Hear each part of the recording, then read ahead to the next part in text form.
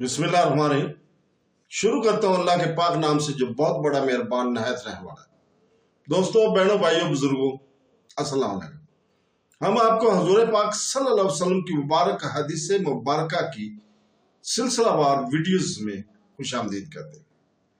आज का ये हमने सफर हदीस के सबसे मुस्तनद सही बुखारी से शुरू किया हुआ है, जिसे उम्मत मुसलमान ने कुरान पाक के बाद सबसे मोतबर किताब करार दिया।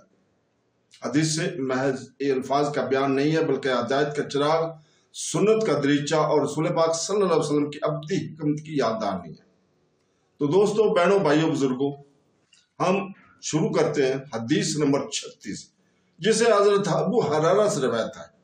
वो नबी करीम सल्लल्लाहु अलैहि वसल्लम से बयान करते हैं, आपने फरमाया, अल्लाह ताला इस शख्स के लिए जिम्मेदारी लेता है जो इसकी राह में जिहाद के लिए निकले।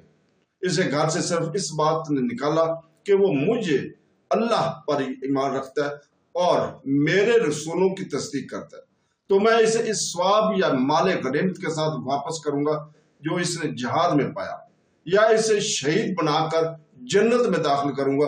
और रसूल पाक सल्लल्लाहु अलैहि वसल्लम ने फरमाया, अगर मैं अपनी उम्मत के लिए इसे दुश्वार ना समझता तो कभी छोटे से छोटे लश्कर से भी पीछे ना बैठा रहता।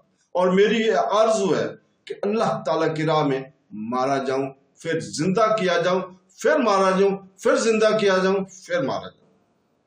तो दोस्तों, इसके साथ ही आज हम इजाजत चाहते हैं।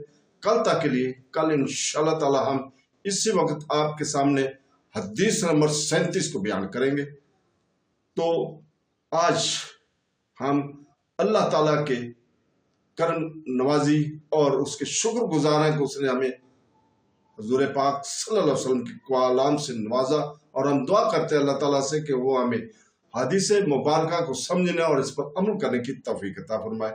आमीन सुम आमीन। अल्लाह हाफ़िज़।